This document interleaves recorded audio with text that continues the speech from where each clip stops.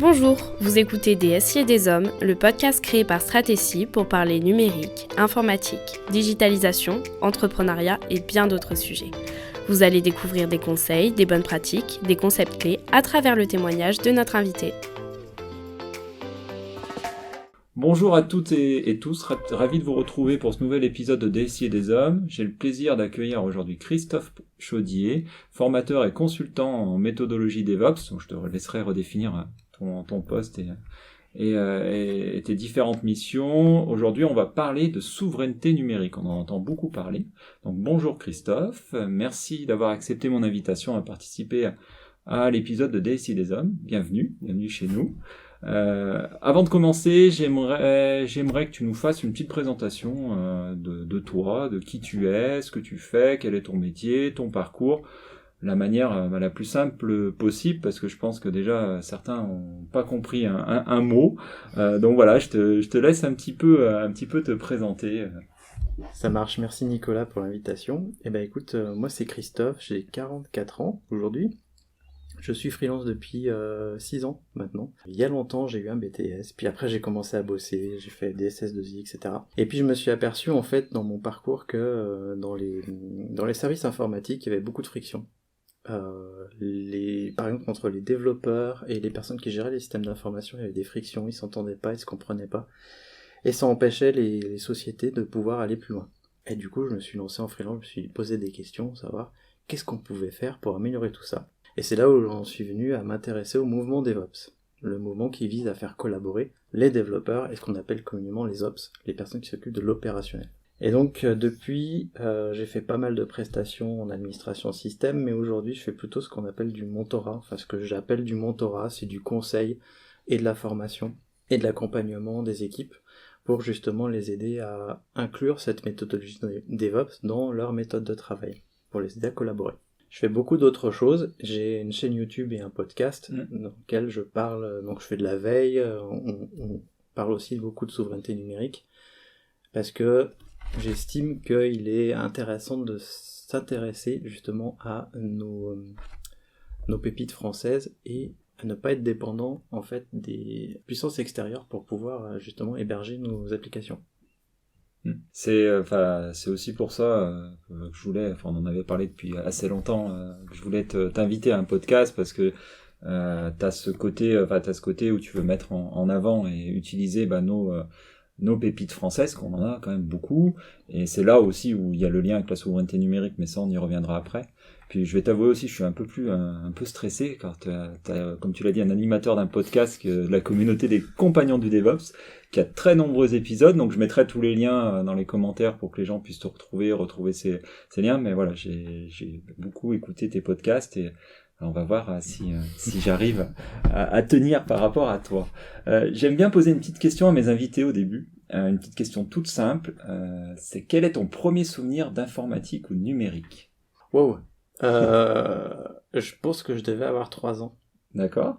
Et en fait, mon père avait ramené une console de jeu à la maison. Donc j'ai commencé à jouer, je sais plus quelle console c'était, mais c'était une console dans laquelle on mettait des grosses cartouches énormes. Parce que j'ai 44 ans, donc c'était dans les années 80 en fait. Et on jouait à Pong, quoi. Ouais, type Atari. Ouais, exactement. Ouais. Ça, c'est mon premier vrai souvenir. Mais en fait, j'ai vraiment touché à ça quand j'ai commencé à avoir un Amstrad entre les mains. D'accord.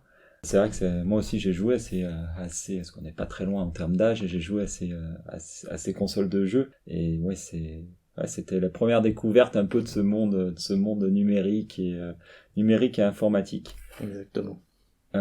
Et puis pour revenir vraiment au sujet, on sait que depuis maintenant le début des années 2000, il y a des entreprises qui prennent un peu le pouvoir, qui prennent le pouvoir sur les États. On parle souvent des GAFAM, donc les gros du secteur, c'est-à-dire Google, Amazon, Facebook, Apple et Microsoft, mais on peut aller plus loin, parce qu'on peut parler aussi de Netflix, Airbnb, Tesla, et celui que les gens on va en entendre parler, je pense, et on commence à en entendre parler, tout ce qui est côté Chine avec le BATX, Chine, russe, etc. Parce qu'on parle de Tencent, de Alibaba, enfin voilà, des choses comme ça qui sont en train aussi de monter au niveau cloud. Et en fait, ils sont en train de prendre des fois, on voit le pouvoir sur les États parce que c'est eux qui vont choisir de supprimer des contenus, de vendre des données personnelles. Donc maintenant, on voit que c'est à cause de ça, parce que je pense qu'on peut dire à cause, qu'on voit émerger la notion de souveraineté numérique. Est-ce que t'es d'accord un petit peu avec ça, déjà ? Il y a beaucoup de choses dans ce que tu as dit qui sont intéressantes. Il y a déjà le fait qu'on parle d'hébergeurs, puisqu'il y en a beaucoup qui sont des hébergeurs. Google, en plus d'être un fournisseur de contenu, c'est un hébergeur américain. Amazon aussi, il y a Amazon Web Services. Alibaba aussi, c'est un hébergeur. Mais ils vont plus loin, en fait. Ils ont leur service d'hébergement, mais ils ont aussi leur plateforme, leur service de fourniture de contenu. Et donc là, ils sont les rois et ils peuvent appliquer leurs propres règles. Ça nous laisse un peu dépendants de leur bon vouloir. Et cette notion de souveraineté numérique, elle est aussi du fait que nous, comme on utilise ces services américains beaucoup, ces services américains, ils sont soumis aux lois américaines. Les services chinois sont soumis aux lois chinoises. Les Chinois n'ont pas pour habitude, contrairement aux Américains, de faire des lois extraterritoriales. On pourra peut-être y revenir plus tard, mais des lois qui, justement, débordent de leur propre territoire pour aller vers le nôtre, par exemple. Peut-être que je ne sais pas si on définit maintenant la souveraineté numérique, parce que souvent ça veut tout et rien dire. Je ne sais pas si je fais un insert là-dessus. Oui, tu peux y aller, pas de problème. Alors en fait, la souveraineté numérique, il faut déjà savoir ce que c'est que la souveraineté. La souveraineté, c'est quand une nation applique ses propres lois. C'est-à-dire que nous, en tant que Français, on est un peuple, une nation, on définit nos lois et on les applique sur notre territoire. La souveraineté numérique, ça veut dire qu'en fait, on a nos propres lois et qu'on les applique sur notre territoire numérique. Le territoire numérique et Internet, ça peut paraître flou, mais en fait, ça ne l'est pas, puisque numériquement, tout est dans des data centers. Les data centers, ils ont un lieu géographique, les clients, ils ont un lieu géographique, donc il y a un territoire numérique qui existe. Et donc la souveraineté numérique, c'est appliquer nos lois sur notre territoire numérique, et souvent, on entend aussi parler de souveraineté numérique, alors qu'en fait on devrait parler d'autonomie numérique. Sur le fait que on utilise ces hébergeurs américains, et donc on n'est pas autonome numériquement. C'est exactement pareil dans l'industrie quand on va faire fabriquer nos produits et services en Chine, par exemple. On n'est pas autonome si jamais demain la Chine nous dit ça coûtera tant, ou alors on veut plus faire pour vous, on peut plus rien faire. C'est pareil pour le numérique. C'est vrai que sur ce côté-là, je te rejoins dans tout ce que tu as dit.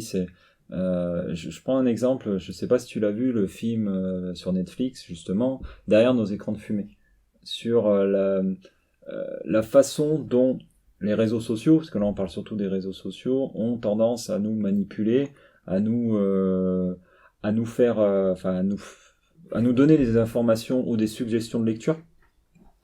Pour nous dire on avance, vous allez regarder ça, vous allez faire ça. Et c'est vrai que je trouve que ça devient de plus en plus important ces façons-là de nous amener vers ce qu'on veut acheter, vers ce qu'on veut avoir, tout un tas de produits qui sont hébergés tous au même endroit, tous dans leur système à eux, parce que c'est tout à eux, comme tu le dis. Amazon, au-delà d'être connu pour un vendeur e-commerce le plus puissant au monde, il a ses services d'hébergement. Donc on ne sait pas ce qu'il va faire des données, parce que souvent les gens ce qu'ils ne savent pas, c'est que ils ne savent pas ce qu'ils vont être fait de leurs données. Personne ne lit, très peu de gens, parce que je vais pas dire personne ne lit les conditions générales d'utilisation de ces systèmes-là. Donc pour moi, en fait, on est dans un système où on contrôle plus ce qu'on fait.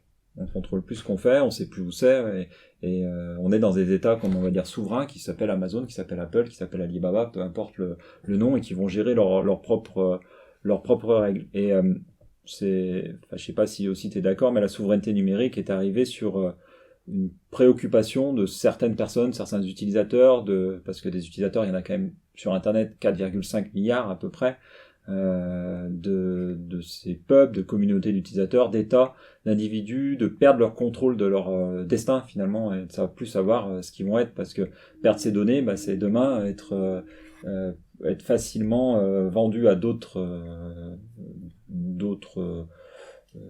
systèmes, mais ça peut être des systèmes qui sont bienveillants, mais d'autres qui sont pas du tout bienveillants. On peut aller jusqu'à l'usurpation d'identité. Et en fait là, c'est c'est là où on voit que les gens commencent à prendre conscience de ça. Enfin, on le voit, c'est des sujets qui sont beaucoup pris par les politiques actuellement. Emmanuel Macron l'avait cité, on avait parlé en 2019 déjà à Vivatech, mais lui en disant que la souveraineté numérique ne se joue pas qu'à la France, mais à l'Europe. Bon, après ça c'est un débat, mais déjà si on y arrive à la France et qu'on peut le répliquer, ça sera plutôt bien. Mais ça c'est soit t'as conscience, enfin toi aussi tu le vois que les gens quand même sont plus conscients de ce parti-là. De plus en plus. Alors j'ai pas vu ce documentaire, pas encore.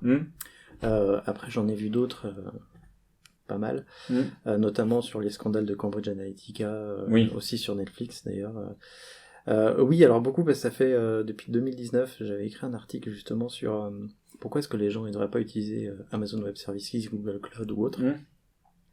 Et en fait à l'époque il y avait eu comment dire, j'avais plein de gens qui me disaient que j'avais tort, etc. parce que d'un côté technique mes arguments étaient pas là, mais forcément je me plaçais pas sur le côté argumentaire technique mais sur le côté argumentaire stratégique. Et de plus en plus en fait je sens que les gens prennent conscience de ça, prennent conscience du fait que si on met nos données sur des boîtes sur lesquels on n'a aucun pouvoir législatif, on est à leur merci en fait. Nos données, elles peuvent en faire ce qu'elles veulent, et puis même si leurs conditions générales de vente sont là, elles sont tellement longues comme tu le dis que on les lit pas, elles changent régulièrement, et puis de toute façon même il y a les lois des autres pays qui impactent nos données. Justement, on peut faire le lien sur les lois, parce que est-ce qu'il y a des lois qui régissent un petit peu de souveraineté numérique? On entend beaucoup parler du règlement général de la protection des données pour la partie européenne. On entend parler aussi de lois portées par les Américains, par les États-Unis, sur la partie le Cloud Act. Je sais que tu as un podcast qui est dédié à ce sujet, donc j'invite les gens aussi à aller l'écouter. Est-ce que tu peux un peu nous parler un petit peu de ces lois pour savoir quel est l'impact pour nous utilisateurs ou pour nous entreprises? Alors il y a beaucoup de lois, je les connais pas toutes.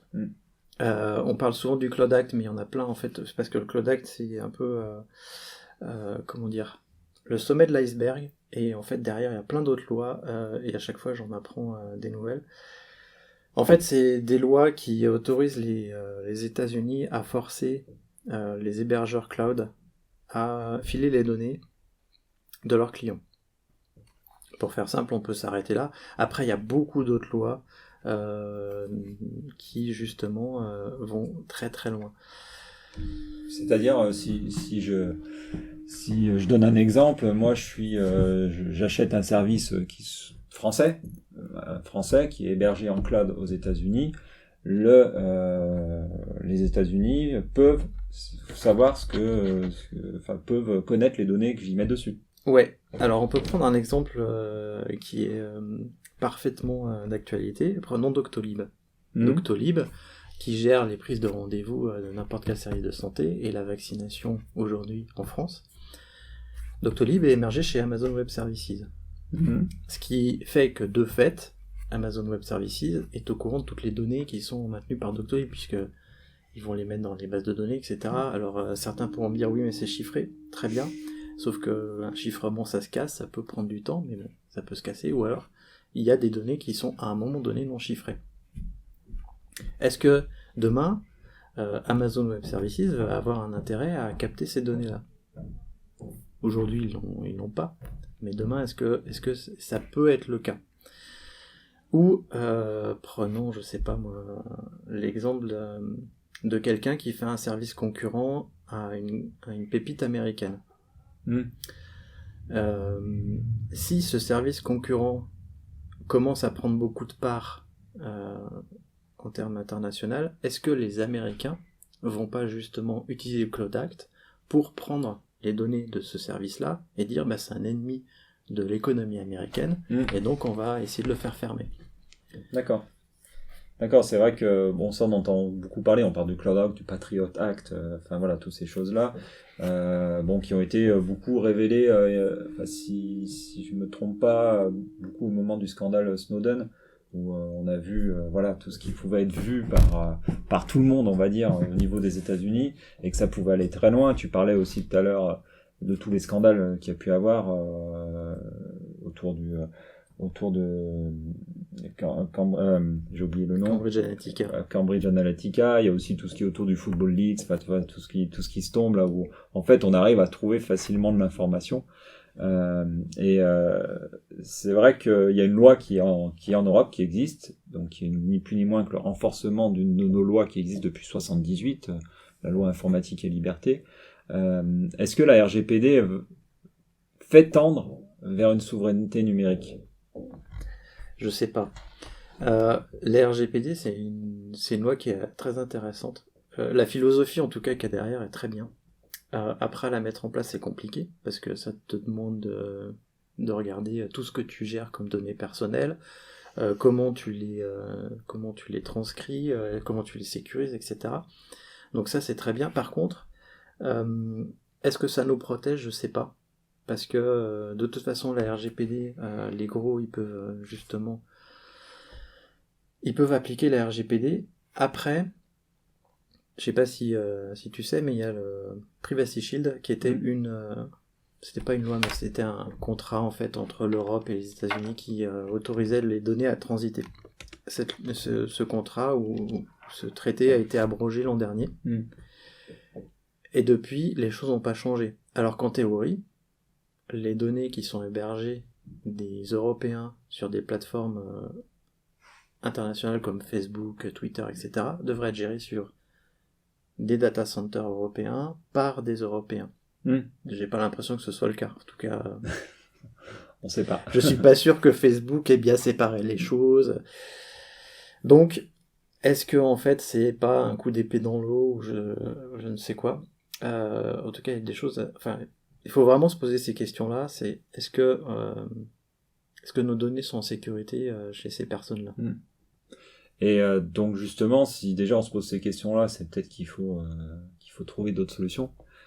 Quels seraient les exemples de solutions que qu'on pourrait trouver, parce qu'on parle, tu l'as dit dans ton introduction, l'objectif c'est aussi de trouver des pépites françaises, des gens qui savent faire ce boulot-là et qui nous permettent d'être souverains. Nous chez Stratécie, on est hyper sensible à ça, on essaye de trouver aussi au maximum de choses françaises avec des solutions hébergées en France pour nos clients, pour la totalité de nos clients. Est-ce que toi t'as des choses avec lesquelles tu travailles beaucoup, on peut parler peut-être d'OVH, de choses comme ça. T'as des exemples? Alors déjà pour moi il y a un élément essentiel, c'est que le logiciel libre il peut nous aider. Parce que le logiciel libre, c'est en gros, pour faire simple, on va faire collaborer plein de gens pour travailler sur un logiciel et on est libre de l'utiliser. Il y a des logiciels libres dans la gestion d'infrastructure. OVH, il s'appuie sur un logiciel libre qui s'appelle OpenStack et d'autres, comme Kubernetes, mais là on rentre un petit peu dans les détails. Mais du coup, le logiciel libre, il peut être déployé, il peut être créé par des Européens et utilisé par des entreprises. C'est-à-dire qu'on peut de manière collective créer des logiciels pour les utiliser dans les entreprises. Et au niveau de l'hébergement, on peut aller chez OVH en effet, puisqu'ils ont une offre cloud qui est assez intéressante. Nous, on utilise de plus en plus Scalway, qui est une offre cloud qui nous correspond mieux. Ils sont moins basés sur des logiciels libres, mais ils en font quand même. Ils sont un peu plus green, je crois aussi. Ouais, ils ont un data center qui est complètement géré sans climatisation. Nous, on va déplacer tous nos services parce qu'on est en train de créer un service qui est actuellement dans un autre data center à Paris, mais on va le déplacer dans ce data center là justement. Et après, au niveau des acteurs cloud français, il y en a pas mal aussi. J'avais fait un talk là-dessus, justement à Digital League. On peut retrouver, je te donnerai les liens. Et il y a aussi, si on sort de l'infrastructure, parce que là c'est très infrastructure as a service, donc c'est-à-dire que les gens ils créent leurs infrastructures, etc. Si on va plutôt vers des plateformes as a service, donc des développeurs envoient des logiciels et la plateforme s'occupe de l'installer, on a des gens comme Clever Cloud ou Scalingo qui permettent de faire ça en France. Et après, au niveau européen, il y en a aussi. Il y en a. Je les connais moins parce que je m'oriente plus vers les services français.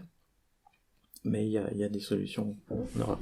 C'est vrai que, enfin bon, il y a des solutions en Europe, ça je suis d'accord, mais je te rejoins aussi. D'abord, on va essayer de trouver des solutions en France et puis faire travailler l'économie parce que, enfin ça, même le gouvernement le dit, on a quand même des compétences, on n'en a pas assez, ça c'est un autre sujet, mais on a quand même des compétences et on peut faire des belles choses. Justement, moi, j'essaye vraiment aussi de trouver pour nos clients, même pour moi personnellement, des solutions qui sont de plus en plus sécurisées. On peut prendre l'exemple de WhatsApp, qui a changé complètement ses règles d'utilisation, de ses conditions générales d'utilisation, en disant, bah maintenant, de toute façon, on va tout vous lire. En gros, c'était un peu ça. Mais voilà, et puis il y a des solutions en France maintenant qui commencent à poindre leur bout du nez. Alors, il y en a certaines, on entend parler de... c'est Olvid. Olvid. Ouais. Il y en a une autre aussi qui arrive, qui n'est pas encore connue, qui s'appelle... Alors, ça y est, j'ai plus le nom, je vais le retrouver en même temps, mais qui a été développé par Tide Chris. Tu sais, tu le connais pas, c'est un champion de roller.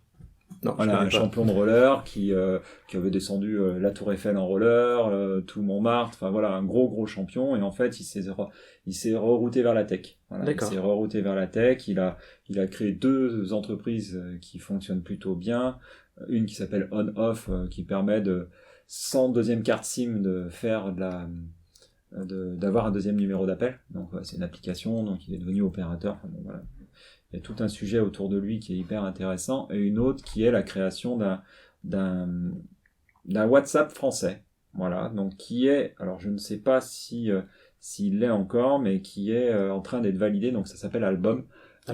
Qui est en train de se faire valider par l'ANSSI, donc par la haute autorité quand même de sécurité du système d'information française. Et on voit vraiment il dit, mais pourquoi nous, Français, on peut pas y arriver?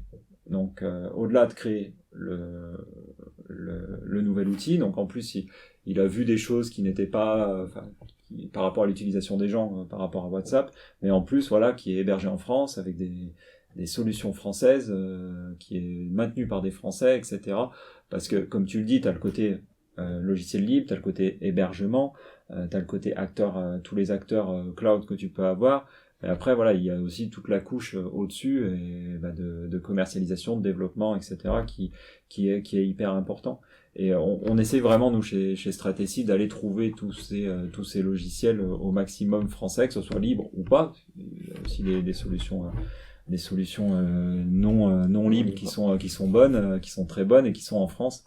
Donc voilà, mais je te rejoins complètement. Mais pareil sur Scaleway, c'est une solution. Enfin, on le voit, c'est un acteur qui devient de plus en plus important, je trouve, avec OVH en France, et qui est peu connu finalement. Connu. Mais les potes, ils grossissent beaucoup. Oui. Et puis pour moi, c'est le deuxième acteur derrière OVH. Et ils ont une approche plus jeune, plus start-up et plus produit qu'OVH, vraiment.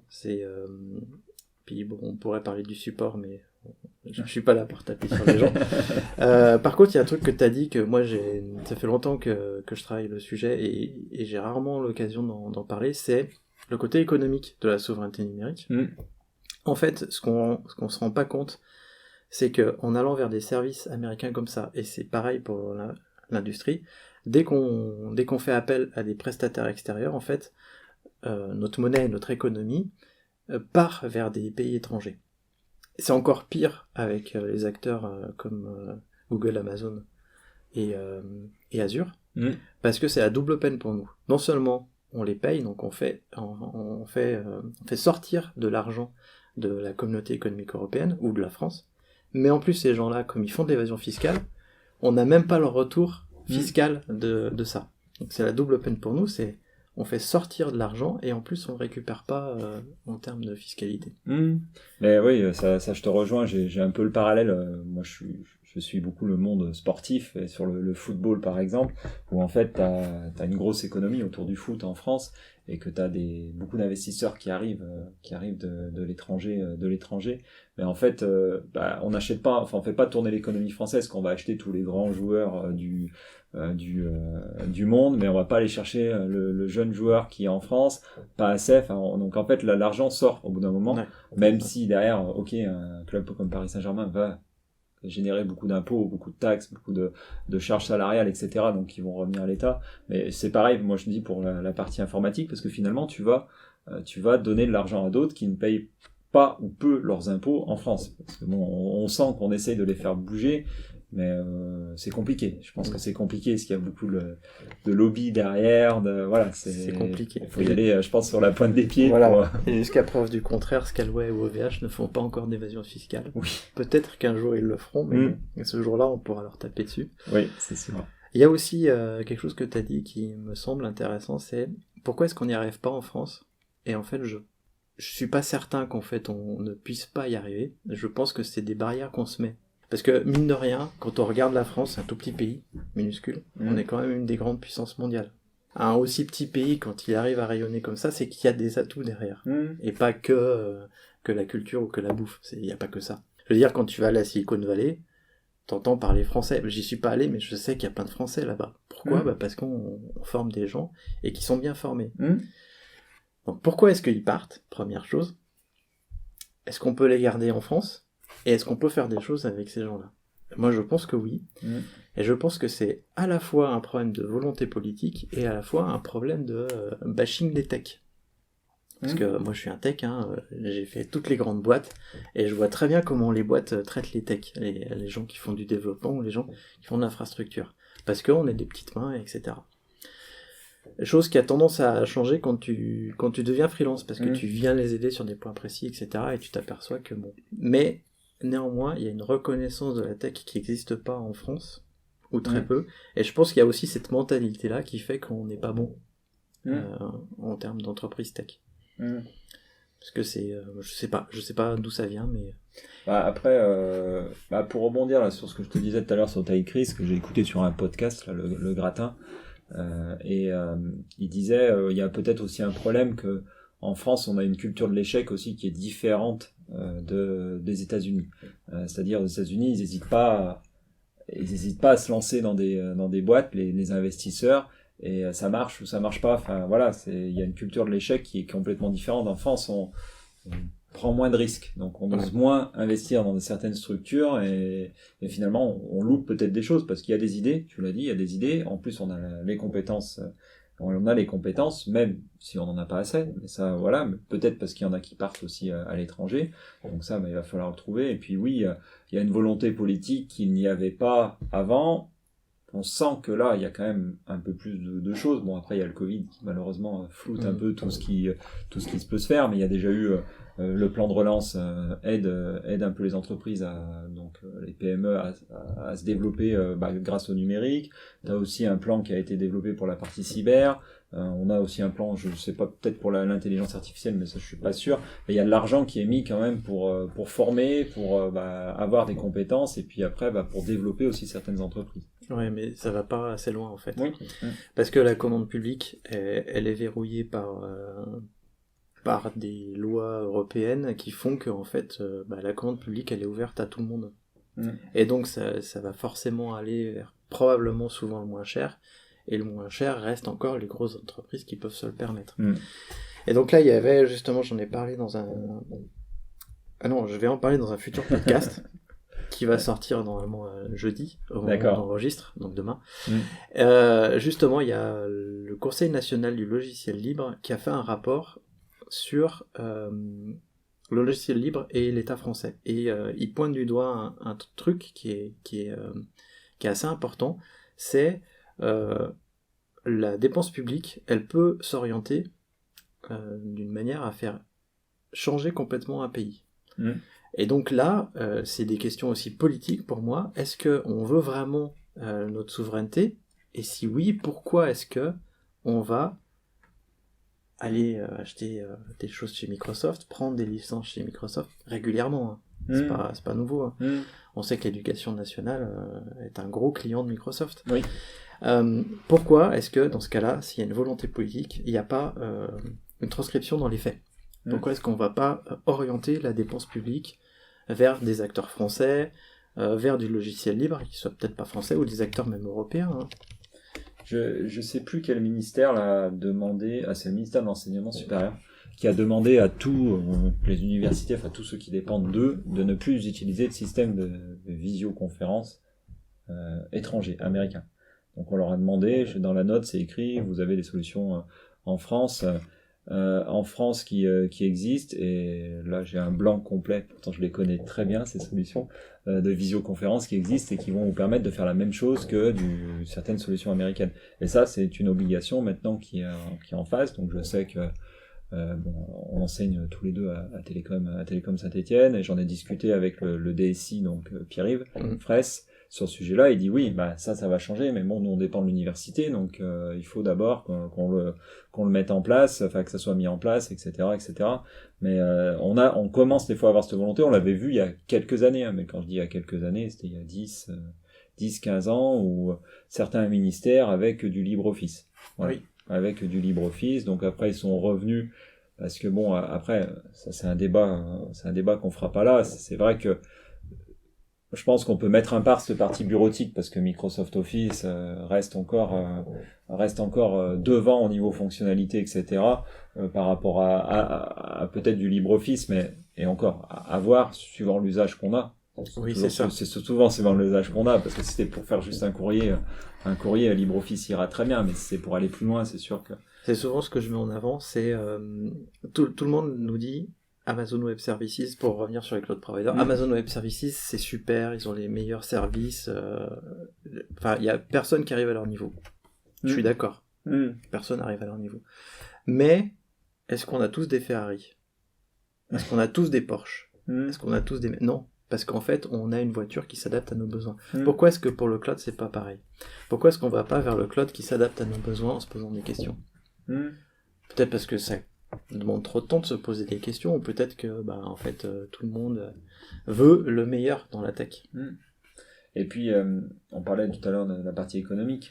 Je pense que des fois, les gens se font aussi des mauvaises idées sur le coût que ça peut avoir de prendre une solution française face à une solution étrangère, parce que je suis d'accord sur du volume, on parlait tout à l'heure des ministères, sur du volume, des gens comme Microsoft vont pouvoir aller y aller fort, proposer vraiment des prix hyper concurrentiels par rapport à peut-être à des plus petites structures comme on a en France qui eux, il faut quand même qu'ils vivent, donc je pense que des fois aussi les gens se font des fausses idées aussi du coup que ça peut avoir, et de se dire non mais c'est français, ça va être plus cher, donc je vais partir sur du Microsoft, l'Amazon ou peu importe, puis aussi par la méconnaissance de notre écosystème français, parce que on parlait d'OVH, OVH est connu et a été très connu dernièrement par rapport à l'événement qui arrive, mais ça peut arriver à n'importe qui, mais Scalway, je pense que la plupart des auditeurs ne connaissent pas, quoi. Non. Il y a aussi un problème de compétences tech.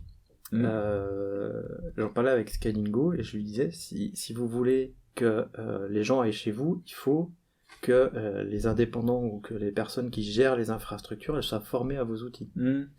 Donc ça veut dire il faut aller et former les gens. Parce que utiliser OpenStack plutôt que Amazon Web Services, faut se former à OpenStack. Alors, il y a des bases communes, mais bon, c'est pas pareil.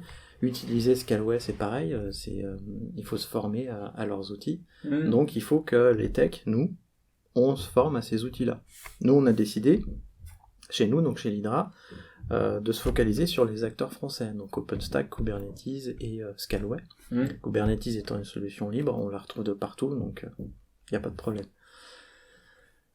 Et en fait, on n'est pas si nombreux que ça à avoir ces compétences-là, et tout le monde cherche de l'Amazon Web Services, parce que il y a des compétences, donc on va y aller, donc on va chercher ces compétences-là. C'est le serpent qui se mord la queue à un moment donné. Et justement, ce problème de compétences, je sais, t'enseignes à Télécom Saint-Étienne, peut-être ailleurs, je sais pas, mais au moins à Télécom Saint-Étienne, mais est-ce que t'arrives déjà à sensibiliser nos futurs étudiants et nos futurs techs à cette souveraineté numérique, à ce type de, ce qu'il existe, ce qui existe en France, qu'il n'y a pas qu'AWS ou Microsoft Azure ou Microsoft Azure. Ben, ça fait pas partie de mon cours, malheureusement. D'accord. Faudrait peut-être que je le propose, mais et en plus à Télécom Saint-Étienne, ils sont plus un profil de développeur que d'administrateur système. Ouais. Après, dans l'autre école dans laquelle j'avais enseigné justement, qui est cybersécurité et infrastructure, je vais essayer de mettre une couche justement dessus. Après, moi je déplore un petit peu que les écoles elles aillent un peu trop facilement vers Azure et Amazon Web Services, parce que quand je vois, nous on accueille beaucoup de stagiaires, et quand je vois ce qu'ils apprennent en fait à l'école, comme c'est souvent des écoles privées, et ben elles vont vers le privé et c'est souvent pas vers les acteurs français, parce que les acteurs français n'ont pas les moyens de les financer. Oui, tout à fait. Tout à fait, mais c'est vrai que ce problème de compétences, souvent, enfin moi j'essaye dans mes cours aussi d'amener des solutions françaises. Alors sur tout type, de faire un peu de promo de notre territoire. Enfin, même moi j'essaie d'abord notre territoire stéphanois, après d'élargir au territoire français, mais j'essaie de me mettre plus en avant, au moins on va dire ces solutions là, parce que après voilà, j'interdis pas, je dis ouais, il y a d'autres solutions, et après il y a des fois peut-être des solutions qui ne vont pas être adaptées à ce que veut faire le client, hein. Peut-être que ça sera que de la AWS ou de l'Azure. Oui. Voilà, parce que pour X raisons, hein, mais oui, il faut que ça colle aux besoins. Hein. Oui. Parce qu'à un moment donné, si tu veux faire de l'international, Scaleway, ça va pas suffire. Oui, tout à fait. Donc, c'est ça, il faut poser toujours le besoin, et après, on trouve la solution. Et ma dernière question, on va dire, c'est quels sont les avantages pour l'utilisateur ou l'entreprise, au final, d'avoir une solution, d'être dépendre plutôt d'un cloud souverain, d'une solution souveraine. Quels sont les avantages ? Eh ben, l'avantage principal, c'est si demain les États-Unis décident de mettre la France sous embargo, on perd pas nos données. On perd pas l'accès à notre bien industriel. C'est un bel avantage auquel on pense jamais. Oui. On est d'accord, il y a peu de chances que ça arrive. Mais typiquement, il y a 2 ans, c'est arrivé à un développeur iranien. Il a fait un article de blog et en fait, il développe un logiciel open source, il utilise GitHub, qui est une plateforme open source, qui appartient à Microsoft, et du jour au lendemain, il n'a pas pu accéder ni à GitHub, ni au Docker Hub, qui gère des images de programmes informatiques, et tout un tas de sites qu'il utilisait au quotidien, et donc il pouvait plus travailler. Donc c'est l'Iran, c'est un petit pays, nous si ça nous arrive, nous la France, qu'est-ce qu'on fait ?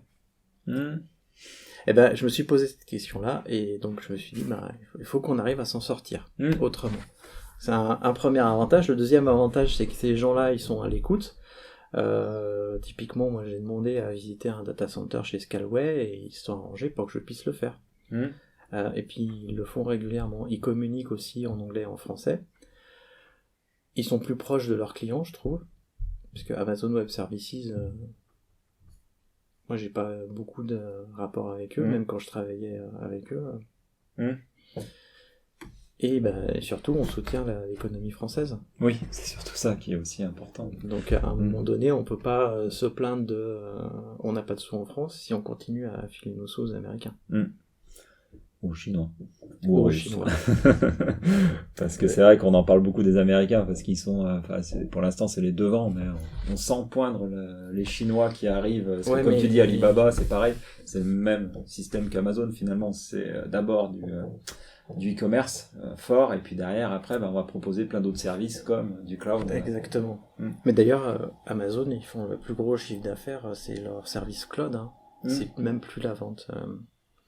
Mais si on peut revenir là-dessus aussi, c'est Amazon, ils ont quand même une politique qui est, sur leur plateforme de marché, quand tu as un vendeur tiers qui vend un produit phare, Amazon prend ce produit phare et le vend lui-même. Aujourd'hui, ils n'ont pas encore fait ça chez Amazon Web Services, mais qu'est-ce qui demain les empêcherait de le faire ? Oui. Il y a ça aussi qui m'inquiète. Tout à fait. Tout à fait. Bon, on va conclure, parce que on pourrait, je crois, en parler pendant quelques temps. Je voulais d'abord partager une petite citation, parce que on a beaucoup parlé donc du monde du cloud, mais donc de l'internet. Et il y a une citation qui a été écrite en 2013 par Eric Schmidt et Jared Cohen, donc dans un livre qui s'appelle The New Digital Age. Et Internet est l'une des rares créations de l'homme qu'il ne comprend pas tout à fait. C'est la plus grande expérience d'anarchie de l'histoire, à la fois source de bienfaits considérables et de maux potentiellement terrifiants dont nous ne connaissons qu'à peine à mesurer les effets sur le théâtre mondial. Qu'est-ce que t'en penses de ça? Ça me rappelle les débuts d'Internet. Oui, voilà. Donc, qui est plus du tout comme ça maintenant. Bah, ça me rappelle moi un peu les débuts d'Internet, mais dire que finalement, bah voilà, on a créé quelque chose on sait pas où ça va aller. On le voit parce que maintenant l'économie est plus gérée par ces GAFAM et autres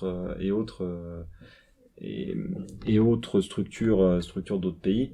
Mais ouais, on sait pas où ça va aller puis avec aussi toutes les dérives qu'il y a pu avoir à cause des réseaux sociaux. Et voilà. Si tu avais à conclure, c'est quoi ton mot de la fin? Mon mot de la fin, c'est je pense qu'on va aller vers un multiple internet en fait, petit à petit. En fait, c'est pas tout noir et tout blanc, il y a des choses qui se font. Je pense notamment à tout ce qui est décentralisé, l'intégralité des plateformes décentralisées qui sont hébergées par plusieurs acteurs. Et ça, je crois beaucoup à ça. D'accord. Bon, merci beaucoup, Christophe. Merci aussi à nos auditeurs de nous avoir écoutés. Vous pouvez retrouver Christophe sur les réseaux sociaux. Je vous invite vraiment à le suivre. Je vous mettrai tous les liens dans les commentaires. Si vous avez des questions à propos du système d'information, de la souveraineté, n'hésitez pas à nous contacter via Facebook, LinkedIn, etc. Abonnez-vous sur votre plateforme d'écoute pour ne rater aucun de nos épisodes et suivez-nous sur nos réseaux sociaux. À bientôt sur Des Si et des Hommes.